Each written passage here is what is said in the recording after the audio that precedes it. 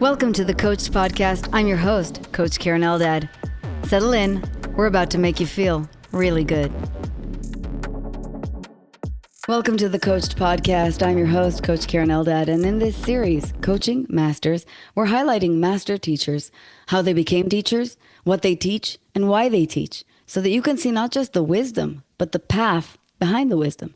Today's guest is someone whose career perfectly embodies art meeting commerce and whose life's work centers on building equity and ethics into your business. Jennifer Justice, also known as JJ, is the CEO and the founder of the Justice Department, a business development, corporate development, and strategy and investment advisory firm focused on helping female founders, executives, talent, and brands grow their companies and their wealth. And in so doing, she is, in my humble opinion, a great and masterful teacher. JJ is also a mom. She's a podcaster and a former entertainment attorney who spent her career negotiating some of the biggest deals in the music and live entertainment industries and with some of the biggest names. She made partner at Carol Guido and Groffman in just 3 years with a roster of clients that included Jay-Z, Outkast, Slipknot, and Mark Ronson. She went on to build Roc Nation as general counsel and EVP, expanding it from music into TV, film, branding, sports, and media, and personally representing Jay-Z for 17 years and Beyoncé for 1. After serving as president of corporate development at Superfly, JJ founded the Justice Department to do what she's always done best, which is structure deals, develop companies, and champion women making money, but this time on her own terms. She's been named to Billboard's Women in Power list 3 times and sits on multiple boards promoting gender equality, diversity, and inclusion. This, in fact, is Jennifer's core passion, specifically gender equality. And I want to talk about how she's built the Justice Department around her values, showing that when you stand for something bigger than yourself, you don't just do good, you attract the right clients and deals to inspire you, aspiring teacher out there, you, founder out there, to do the same. If you've ever wondered how to combine integrity and ambition, or how to build a career business model that truly serves people, this conversation is going to light the way. Welcome, JJ. It's Hi, how are you? Good. It's so nice Be to see you, here. buddy. Yeah, same. Same. I wish we could be in person. However, our responsibilities keep us in our respective cities next We time. Next time, exactly. I've been thinking for quite some time that I should start taking this podcast on the road, and perhaps next year for the second book tour, I shall. Ooh, love it. And I will stop by your house first. I love it. Well, I'm really You're delighted that to have you teasing the here. second book already. May 2026. Oh my God, that's so great. That's less than a year. I know, it's crazy. And by the way, I'd like to remind you that when I came on your podcast, I swore I would never do it again. But I guess it's just like childbirth, isn't it? You just Yeah. kind of forget how awful it was. And then you're like, sure, I'll do this again. Yeah. Anyway, I'm so excited to be talking about you. I've admired you from afar for a very long time. We have so many friends in common, but I truly admire above all your values and how open you are about your values. And as a teacher who is similarly open about their politics and their political values, I'm truly delighted to show people that there is a way to do that, and in fact, it's part of Integra's practice. Now, you are known for being a powerhouse deal maker, and your path started in law. Can you take us back to the early days? How did you become a young entertainment attorney? How do you start to build Roc Nation? How do you get here? Well, that would take us back to basically where I'm from in Washington State. My mother was pregnant with my sister at 16 and dropped out of high school her junior year. And to have my sister, and then married my father the night of what would have been her junior prom, and then had me a couple of years later, right after she would have graduated from high school. So I didn't really have anybody in my family that had gone on and outside of into the big scary world out there. And but I knew I wanted to. I did really well in school. I wanted a different life. We had very humble, beginnings, and well, they're still very humble. But no one really pursued higher education or a career outside of, what they believed they were destined to do, which was loggers and, we're living in small towns. And I just wanted out. So cut to, I decided to go to college. First in my family, still to this day, to graduate from college, even my extended family. And after college, though, I went to University of Washington. I needed to go to a state school to be able to pay tuition.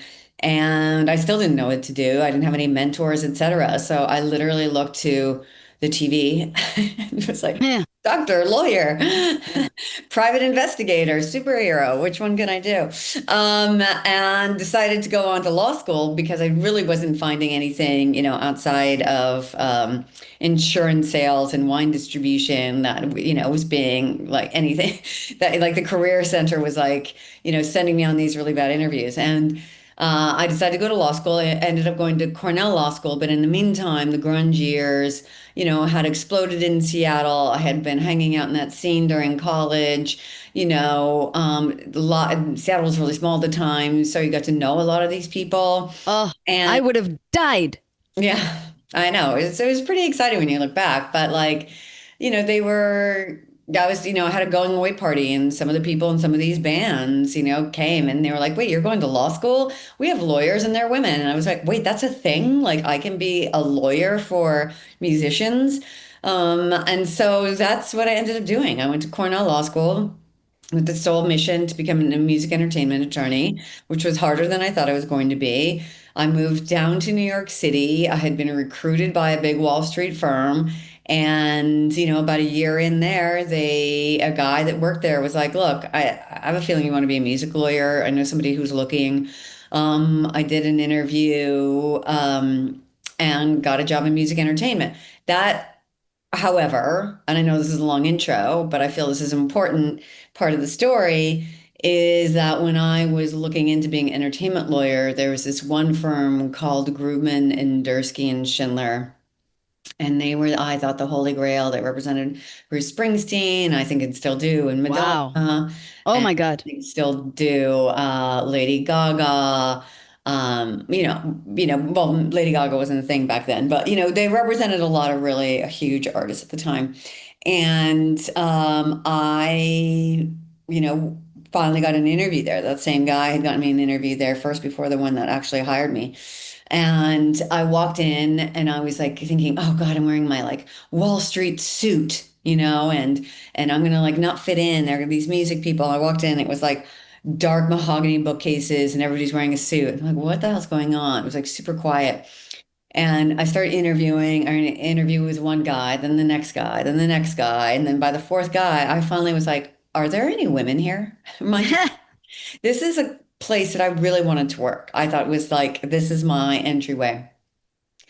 And he was like, what do you mean? What about out there? He's basically pointing to all the assistants. And mind you, this was barely 20 years ago. Okay. And I was like, you mean the assistants out there? He's like, yeah. And I was like, okay, I definitely am not getting this job. I cannot believe I just asked this. I don't know where it came from. And cut to, I did not get the job. 6 months later, the next interview that I got was one of the guys from that firm I did not meet at the time was leaving to join forces with three other entertainment lawyers, and they were going to come together, and they needed an associate. I ended up getting the job there, but the night before they called me, I mean, when they called me to tell me that I had gotten the job, the guy who had worked at Grumman and Dursky, Elliot, had said, oh, you know what's so funny? I had dinner with all my old cronies from Grumman and Dursky last night, and I was telling him, oh, there's this woman, we're going to give her an offer tomorrow. No, no, no, no, she's so great. Guess what her name is? Jennifer Justice. And they were like, oh, we interviewed her when we were trying to hire our diversity hire.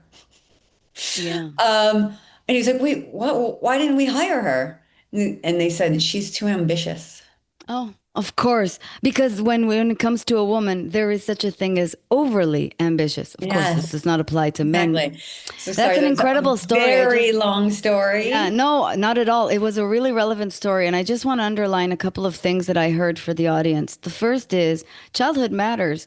The big desires of our life and the enormous contrasts of our life are part of what forms enormously, whether we like it or not, where we're headed in this life. And that contrast, knowing what you don't want, really does inform what you do want. Your mother's experience was anathema to the life that you wanted to live.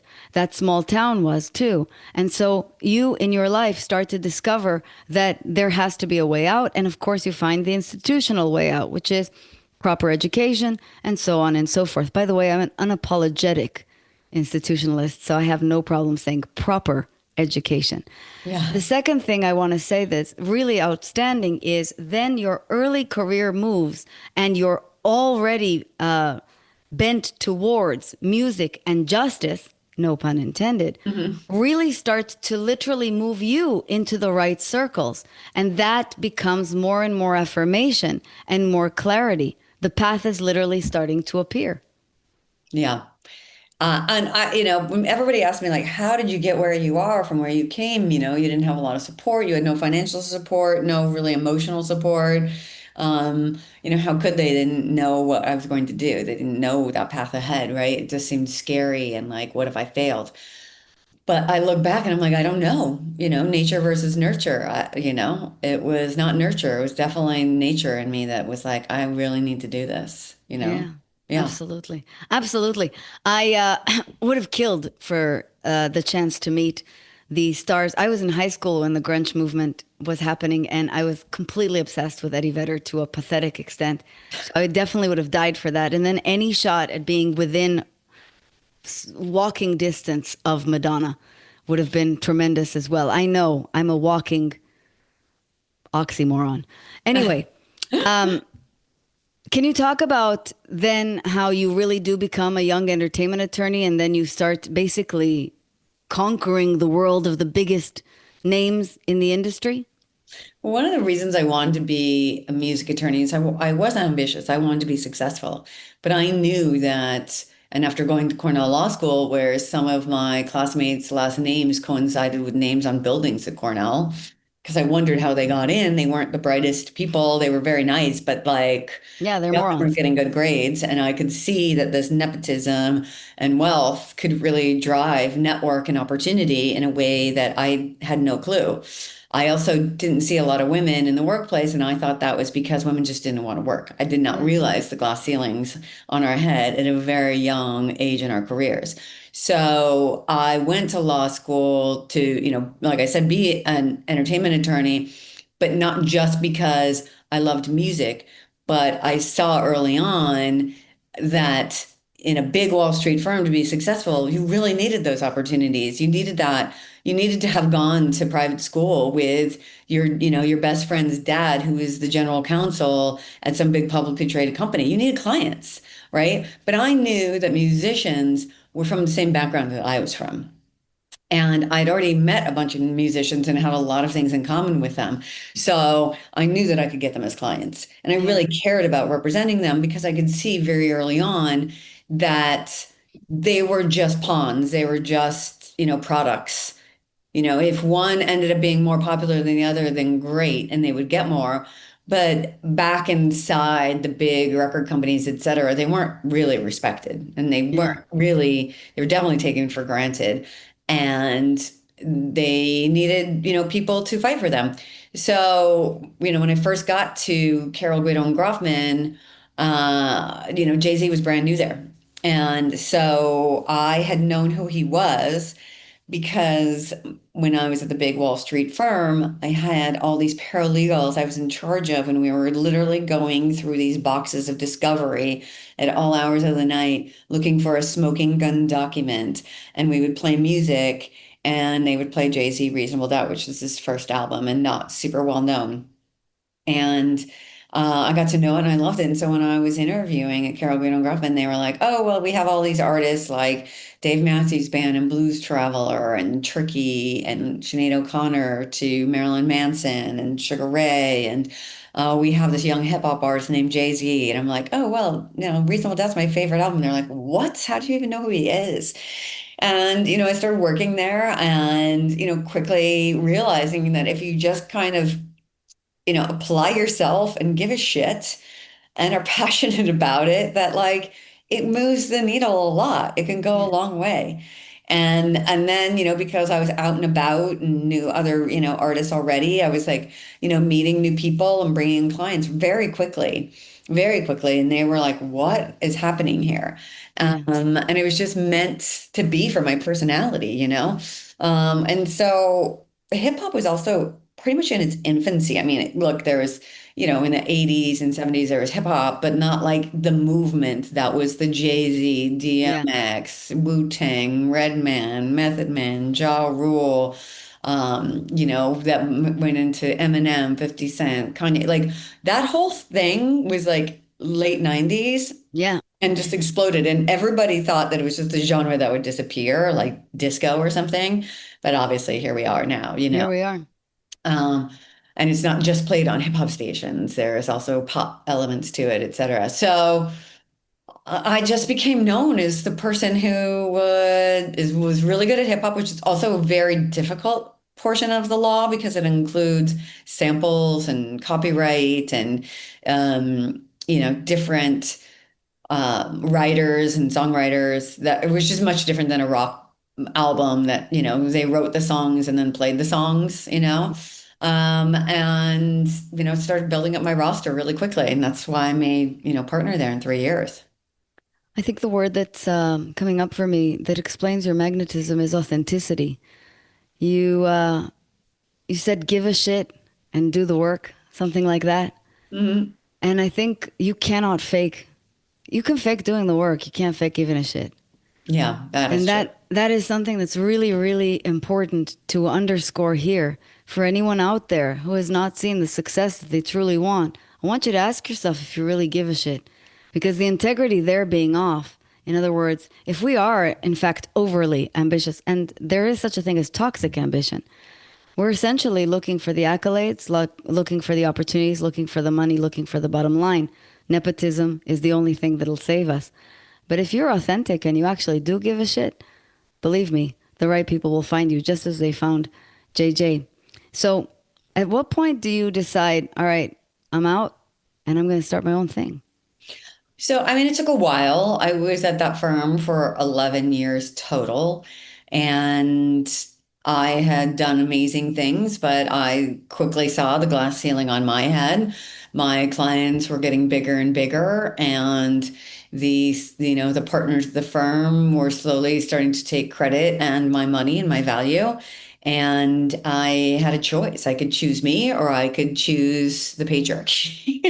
And I chose me. And Jay-Z was starting Roc Nation at the time, and he asked me to come on. So I had a choice to either start my own firm or to go with him. I really did want to be seen as something other than just an attorney and learn more on the business side of things. He had never had an agent in his life. He still has never had an agent in his life. He, wanted to do things on his own, make his own deals, et cetera, not pay a middleman for that. And so I had, a real insight into deal making, deal structures. In the music industry, agents also, they have one revenue stream, and that is their live tours. They don't have anything to do with the record company or the publishing company, their songwriting, which are the biggest, How the interesting. two other biggest revenue streams for artists. They often don't really have anything to do with sponsorship endorsement, side of things, the business side of things. So, I really was doing all these deals for him and for 17 years. So I went into Roc Nation. I became the general counsel. Then I became the EVP doing all business strategy, development. He turned his hobbies into businesses. And I started doing that for the other artists from, Rihanna and Kanye and Shakira, who are all on our management team and representing Beyonce for a while.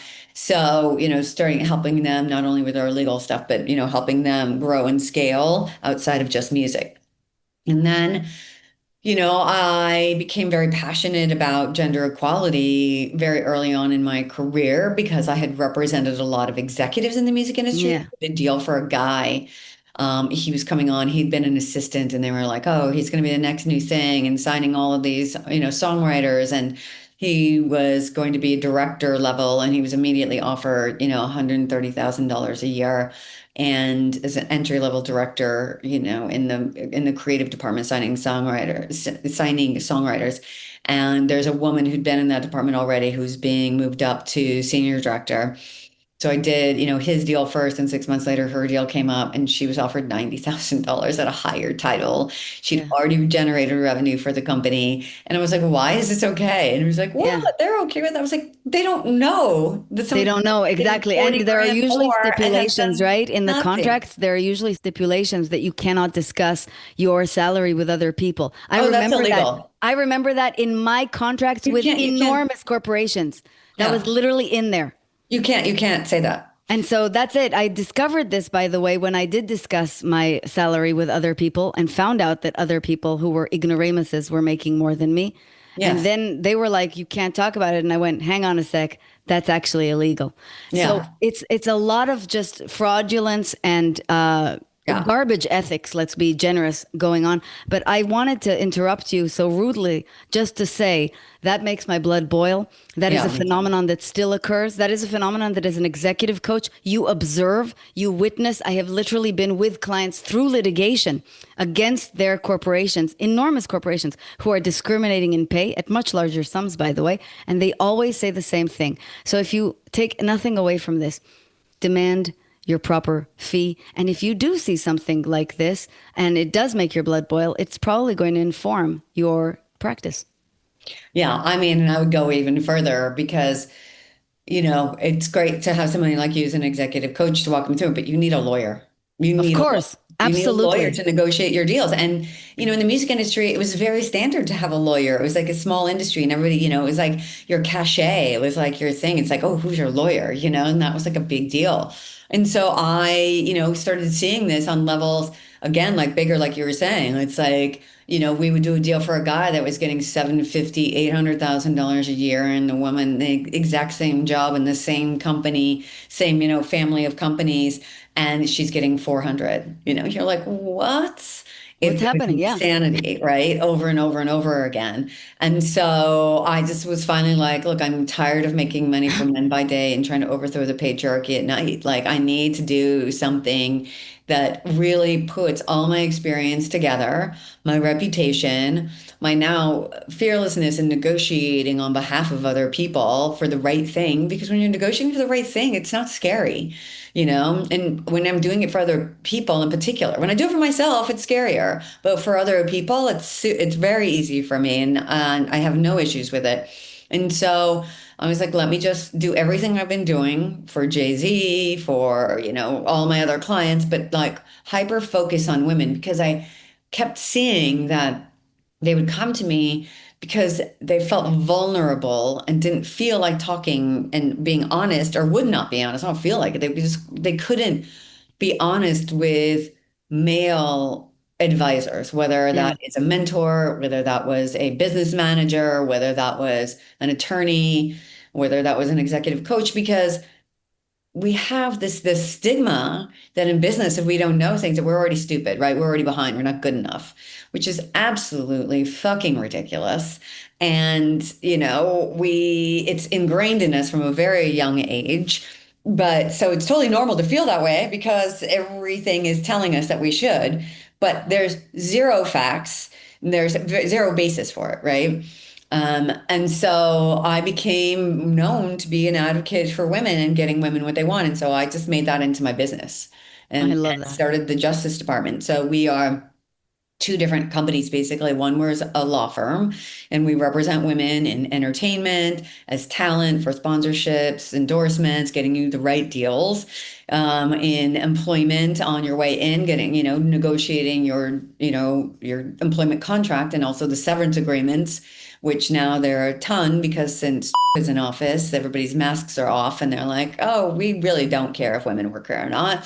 And so there's a mass exodus of women. If you read my newsletter today, 300,000 Black women in the last Yes. days have left the I work. actually did read it. It made me very upset. Yeah. And Thank you for ruining my day, JJ. no, it's not about that. But you know what? The thing No, is, I know. It's a very big and very important moment. We all have yeah, to contend with the fact that while we have come a very, very long way, we have not exactly turned the corner yet. And no. yes, we But we need have this it in our help. power to do it because Of we are course. over half the population. Yeah. We can do it. We're So also more educated. And yes. at this present time, 40% of us are the highest income earners in our households. Yeah. So It was really important to me. So we have the law firm, so we can represent, and we represent female-founded companies as well. And then we have Lady Business, which is our business strategy, business development side arm of the company, where we provide, C-suite services basically for female-founded companies. It's where I host the podcast, taking care of Lady Business, et cetera. And sit on advisory boards of, female-founded companies to help them grow and scale. So that's how it all started. It's enormous. And today, this still, your values really factor into your deals and to the strategies that you create, right? It's actually it's almost a discernment system. Yeah, it is because, I say to people when and to kind of like spark them out like of their thinking, because a lot of this bias happens within women against women, and it's understandable, when you're in business. But when I talk to them, I'm like, well, your son is smarter than your daughter, right? And they're like, what? No. I'm like, okay, then why would they get better? Why would they get more paid more in business? They're not smarter. They're not more, risk takers. They're none of those things. Do you know something? I've sometimes unfortunately encountered people who do automatically say that they are smarter, and that is just that kind of latent misogyny. I do Yeah. want to say that the best way to confront these things is to just poke holes at it. When Yeah. somebody said to me, and she was a very, very high level executive, the women in the firm have slept around. I said, would you say that is always true? And then I said, and you are a very high level executive. Have you slept around?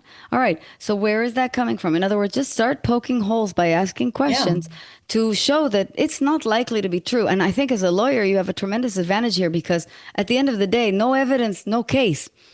So if you can definitively conclude something, that's great. But if you can't, like this week's don't take Tylenol moment from the president, then I think maybe you should shut up.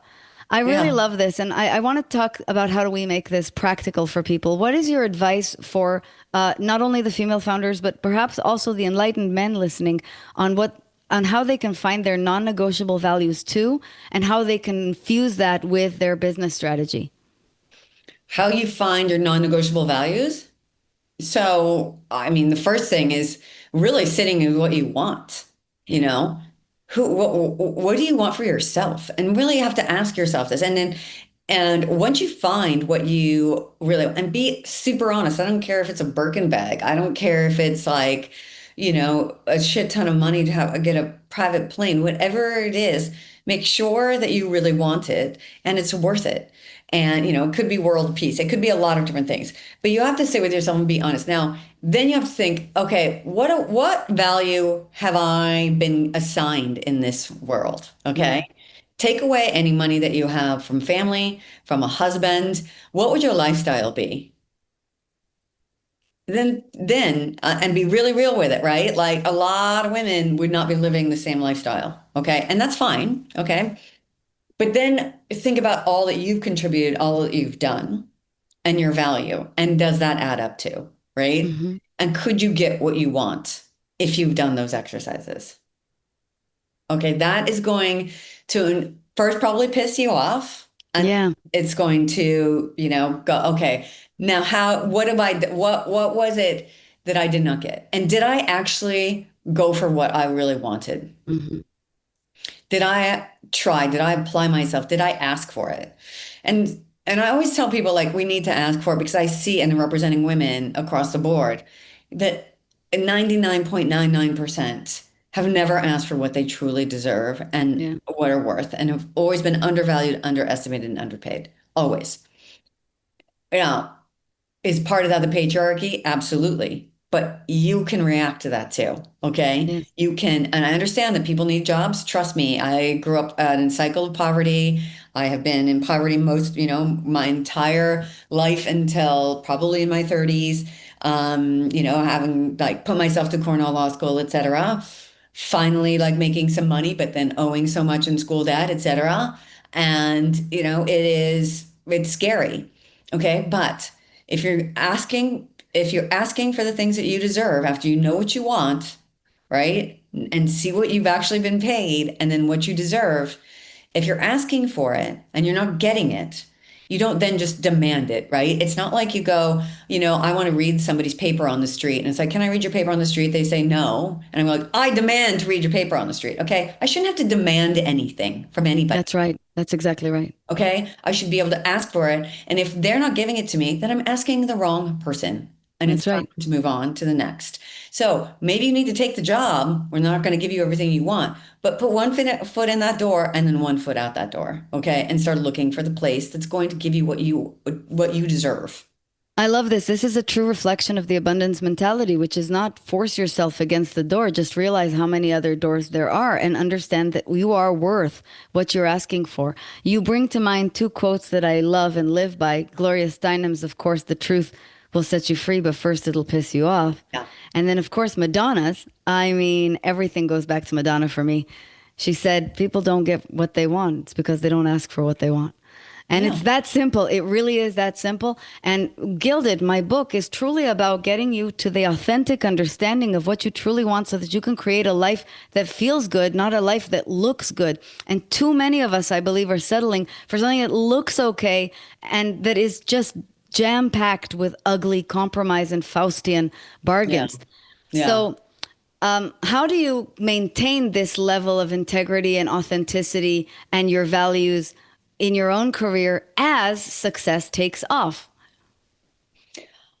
It's hard, and sometimes you're going to make compromises, and I did too. I mean, I was clearing songs from Jay-Z called Money Cash Hoes, like I remember my best friend, we worked for Eminem, and we looked at each other and we were like, we're going to pay for this later in life. We're going to like go back and you're gonna, and sometimes you do. Like I used to be called the big titty blonde and work for Jay-Z, and I would just like suck it up, or I would, be the mean boss and act like the dude and yell and do all this thing.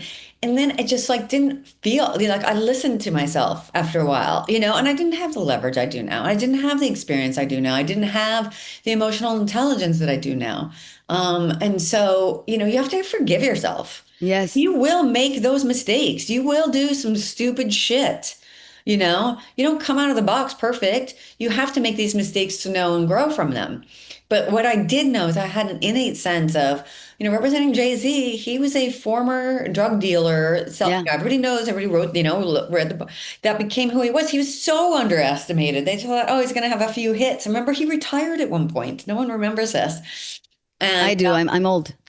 and and then came back within a year. But Yeah. it's like he fought and he fought, and I saw him being embraced in this whole world of men, whereas women fought and nothing is happening, right? So, it's up to us to embrace each other and to hire each other and to really, really sit with our own biases and think, you know, I've had women who are like, oh, you're too expensive, and then go hire a guy for 3 times as much, who's a fucking idiot, by the way, and I'm like, good, you deserve him. Yes, I Move on to completely the agree. next one Yeah. that's going to pay me my value, Yeah. you know, because you can't come to me complaining about not being paid your value and then not pay me my value, I couldn't agree with you more. And this is you something that know? we do see again and again. But I also love that your response is the correct response, which is go. You deserve that. Your frequency lines up with that. And that's exactly what you're going to be Yeah. And I'm going to working with. forgive you when you come back. Of course. I understand it. It's like, the whole mean girl concept is because, when it comes to business, it's like, well, of course, there's only one office that's occupied by a woman, if that, so that's all we see. If you can see it, you can be it. Then we're pitted against each other because, like, oh, look at the females. We're just not executives, we're female executives. We're not just founders, we're female founders. Yeah. You know, it's like we are equals and we have all the results and all the facts back that up. And in fact, better results oftentimes than our Yes. male counterparts. And so, you know, but we feed into all of this and we come into business bringing masculine energy when we should be bringing our feminine energy, which is superior to in many instances with our art of collaboration and community, decisiveness, like ability to handle stress. I mean, could you imagine Yes. a man, having an 8-pound baby come out of his body? Jesus, they'd all be like decapitated, you know? I think my favorite line in Veep, which was the show starring Julia Louis-Dreyfus, was she said that if men had to give birth, abortions would be available at every ATM. Yeah. And I thought that was very funny because it's a point about their lack of focus, their lack of ability to tolerate pain. By the way, in many cases, their lack of nurturing ability too, the sacrificial side. Men have enormous advantages as well. We do too. And that's an Yes. important point. What I really love to underline here is that in the pursuit of ambition or just the rising in the echelons of success, one of the ways that we can remain integrous is simply by maintaining our humility and by becoming more deeply compassionate towards ourselves while still understanding that our North Star is our North Star, rather than abandoning the North Star altogether and being like, yeah, so I'm just going to be cool with cringe lyrics for the rest of my life. Yeah. This is a self-correcting situation, and we can all continue to grow and evolve. I truly admire how central this has been to your work. And yeah, we don't get this right every single time. I have certainly worked with people who turned out to be liars, and Yeah. I'm all about the truth. And it's okay, it's part of the job, and it's also part of the job to sit with forgiveness and with compassion for them as well, and to learn how to transcend through that work as well. Yeah. And you know what? Another point I want to make is like this is not some man bashing situation. This is a patriarchal system bashing, Sure, right? it's a It's system. not, Yeah, it's a system. It's like there are just as many women that are adversaries of women that there are men, and just as correct. many allies of men as there are women. So there's room to build a system that works for all of us and that centers everyone instead of just the straight white man, right? Yeah. And which is what the system that we have right now. So, to point out the differences that we have, like a lot of times too, I say, there are amazing examples of how men succeed in business that women Mm. could learn from, Sure. including their, ability to understand who they are on a team, right? And Yeah. not want to do everything, so they play parts. Whereas women, we take everything on, and that's one of the things that hold us back, is that we feel like we have to do everything, and we're not great at everything. Like figure out what you're good at, hire out the people in the other areas. Whereas, my I see my son playing team sports, and he knows that he's a really good power forward, or sorry, he's a point guard, but he's not great at, he's not going to be a center. Like he's not going to, so he knows what position he plays. Whereas my daughter is just starting to do team sports, and they're 12. So it's like, I want her to understand that she doesn't have to play every single part. She's going to do every single thing. It puts too much pressure on us, and we're not good at everything. It's a remarkable insight. And it's a remarkable insight that will be tremendously useful to founders who are listening to this. Yes. And it's Stop it's doing not everything. It's holding you back. stop doing anything, you're never going to scale. Yeah. And also, there is so much value in collaboration. And that's essentially what we're arguing for. We're not arguing against anything, we're arguing for greater collaboration and greater equality and equity in the terms so that we can become stronger together. You are a mom, you're a podcaster, you're a founder, you're a board member. What's next on your big journey, JJ? I am just finishing a book proposal, so hopefully somebody buys it. It will be huge. And it's we like our law firm has grown. We do not just entertainment, we do employment, we do also IP. We're growing, we do corporate financing, so that's growing. Our executive coaching stuff is growing. Our built doing the book. Speaking is growing. It's just really getting the word out there to all of us, like between your work and my work and all the other allies that we have. It's like we all come at it from a different angle. And, ultimately it is about the fact that we as women have the power. We don't have to learn a new skill. We don't have to lean into the fucking patriarchy. We can do it all. We have it all. We just need to choose ourselves first and do it for ourselves. And only that way can we really help everyone around us. It's like the oxygen mask on ourselves first. When we're depleted, how are we helping anybody else?